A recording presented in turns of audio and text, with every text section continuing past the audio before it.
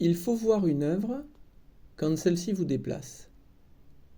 Et peut-être, c'est ce que je fais là, témoigner du déplacement. L'œuvre dont je parle, c'est celle de Katharina Grosse, qui était exposée jusqu'à présent à Sydney et qui est maintenant cette année installée au Centre Pompidou à Metz. Cette installation s'appelle Déplacer les étoiles. Il faut imaginer une salle immense, vaste, de 10, 15, 20 mètres de haut, dans laquelle on a suspendu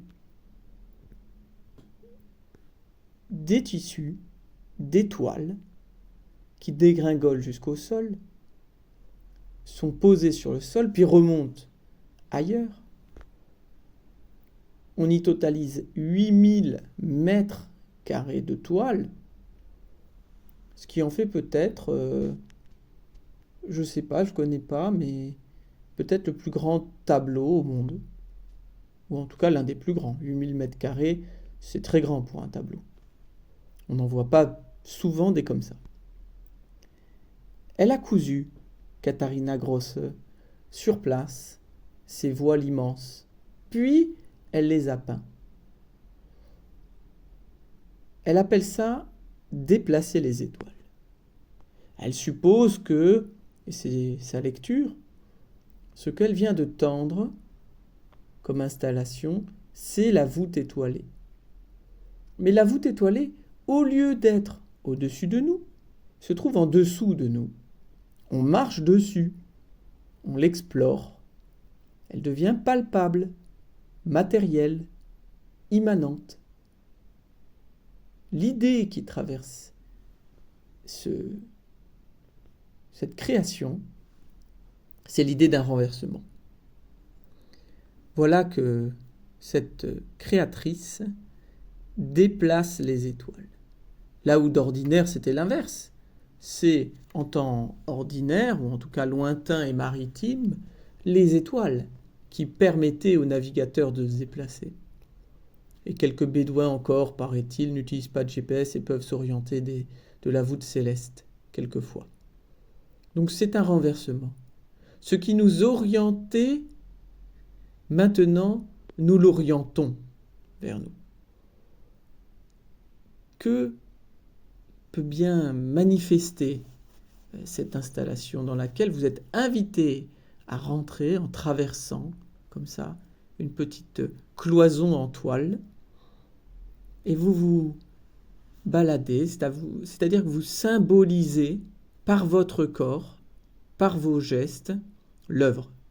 En rentrant dedans, elle devient animée. Elle qui l'est déjà, parce que ces toiles suspendues nous évoquent assez aisément toutes sortes de choses. Il peut s'agir de visages, on y voit des sourires ici ou là. Les étoiles dont parle notre artiste et qui symbolise aussi par toutes les couleurs qu'elle a projetées, combien le ciel qui s'empourpre parfois devient bleu, violet, jaune, eh bien on retrouve ces couleurs tout autour de nous, jetées, parfois avec un peu de maladresse, sur toutes ces toiles, qui correspondent à un tissu, un corps, une surface, une double surface même, parce que l'œuvre, vous rentrez dedans, vous vous y croyez dedans, puis vous en sortez sans même vous en apercevoir, en suivant un trajet qui n'est pas délimité, puisque vous êtes libre de la traverser comme bon vous semble. Vous êtes libre de symboliser par votre corps l'enveloppement qu'elle peut produire sur vous.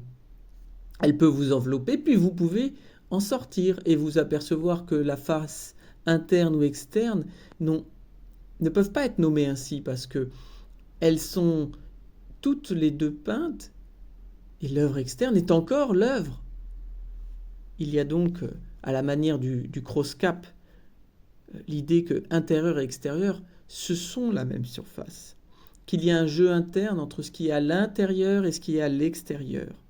Il y a des plis, des contre-plis, qu'il vous faut faire jouer, qu'il vous faut passer, qu'il vous faut déplier pour atteindre un sourire, un passage utérin dans certaines cavités de cette œuvre, qui donne l'impression que tout ça est en mouvement, de contraction, de décontraction, de pulsation, que le visiteur voit. Il est rhabillé, puis il est déshabillé par cette grande toile. Il rentre, il sort. Bref, ici on a une artiste qui a transformé l'idée d'une toile, autrefois tirée entre 4 morceaux de bois. C'est pas la première à le faire évidemment, mais elle le fait aussi. Et voilà que la toile du tableau est jetée par terre, elle est foulée, elle est agrandie, elle devient une matière extensible, comme si le ciel lui-même était une matière plastique. Les couleurs sont jetées, il n'y a plus de figuration, il n'y a plus que l'élan premier d'une possibilité d'être au milieu des toiles et de la peinture. Autant vous dire qu'ici, nous avons affaire à une œuvre enveloppante qu'il s'agit de déchirer, de repriser, et qui vous invite à ce mouvement humain le plus essentiel, c'est-à-dire tirer le ciel vers soi, s'envelopper dedans, puis le projeter.